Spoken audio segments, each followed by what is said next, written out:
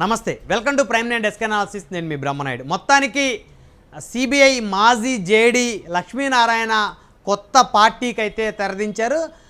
CBI ఆఫీసర్గా పేరు ప్రఖ్యాతులు సంపాదించినటువంటి ఆఫీసర్గా జేడీ లక్ష్మీనారాయణకి పేరు ఉంది. అయితే జాయింట్ డైరెక్టర్ ఆఫ్ సిబిఐ అనేటువంటి పేరును ఆ జేడీని తన సర్నేమ్గా ప్రస్తుతం పిలువబడుతున్నటువంటి డైనమిక్ పోలీస్ ఆఫీసర్గా జేడీ లక్ష్మీనారాయణ చెప్పొచ్చు. జేడీ లక్ష్మీనారాయణ గురించి చెప్పాలి అంటే కొమ్ములు తిరిగినటువంటి రాజకీయ నాయకుల్ని మేము పులులము సింహాలం అంటూ ప్రజల చేత పిలిపించుకున్నటువంటి నేతలను సైతం కూడా తీసుకువెళ్ళి జైల్లో వేసినటువంటి ఒకే ఒక్క డైనమిక్ ఆఫీసర్గా జేడీ లక్ష్మీనారాయణ తెలుగు రాష్ట్రాల ప్రజలకైతే సుపరిచితుడిగా చెప్పొచ్చు.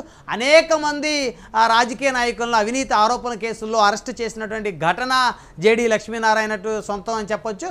అయితే ప్రస్తుత ఆంధ్రప్రదేశ్ రాష్ట్ర ముఖ్యమంత్రి వైఎస్ జగన్మోహన్ రెడ్డిని సైతం కూడా ఆనాడు ఆయన ఎంపీగా ఉన్నప్పుడు, కడప ఎంపీగా ఉన్నటువంటి సమయంలో అవినీతి ఆరోపణల కింద జేడీ లక్ష్మీనారాయణే అరెస్ట్ చేసినటువంటి పరిస్థితి ఉంది. అదేవిధంగా గాలి జనార్దన్ రెడ్డి లాంటి కరుడుగట్టినటువంటి రాజకీయ నేతలను, అదేవిధంగా అవినీతి ఆరోపణలో చిక్కుకున్నటువంటి నేతలను అరెస్ట్ చేసి దేశం మొత్తాన్ని తన వైపుకు చూసుకునేలా చేసుకున్న ఒకే ఒక్క dynamic police officer CBI JD లక్ష్మీనారాయణగా చెప్పొచ్చు.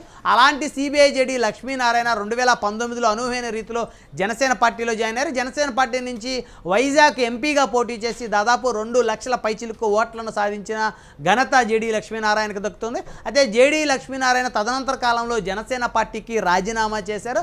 అనేకమైనటువంటి కారణాలు చూపించి జనసేన పార్టీకి రాజీనామా చేశారు.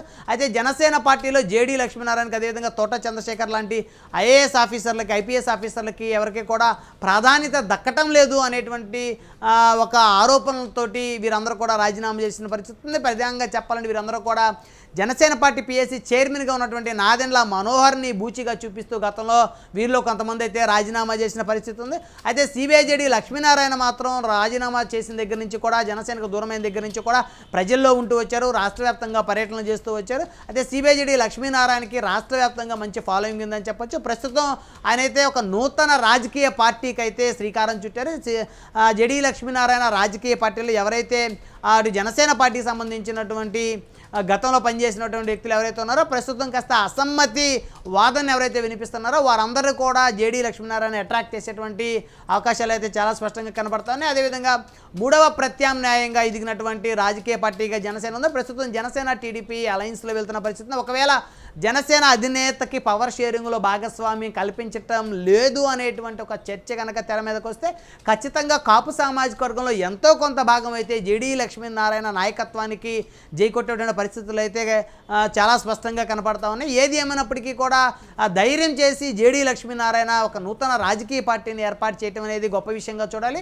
ఒక ఐపీఎస్ ఆఫీసర్, మాజీ జాయింట్ డైరెక్టర్ సిబిఐ సంబంధించి కొత్త రాజకీయ పార్టీని ఏర్పాటు చేయడం అనేది ఆంధ్రప్రదేశ్లో ప్రత్యేకించి చెప్పాలంటే తెలుగు రాష్ట్రాల్లో ఇదే అని చెప్పొచ్చు. మొత్తానికి జేడీ లక్ష్మీనారాయణ రాజకీయ పార్టీకి ఎంతమంది జై కొడతారు అనేటువంటిది చూడాలంటే ఖచ్చితంగా కొన్ని రోజులు వేచి చూడాల్సిందే.